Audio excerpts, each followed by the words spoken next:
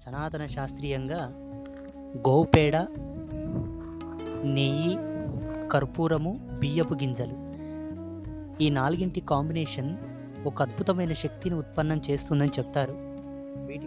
వీటికి తోడుగా రాగి చెట్టు బెరడు అన్న, రాగి ఆకులన్నా, రాగి చెట్టు కట్టెలన్నా వీటికి తోడు కలిస్తే ఇంకా అద్భుతమైనటువంటి ఔషధీయ తత్వం అందులో ఆ భస్మంలో తయారవుతుందని చెప్పి చాలా సెంటిమెంటల్గా మన ఋషులు నమ్మారు. అందుకే గోవులను వారి చెంతన ఉంచుకొని అనేక దర్శనాలు చేశారు మన ఋషులు. కాబట్టి ఇప్పుడు గోవు పిడకలు అగిపెట్టి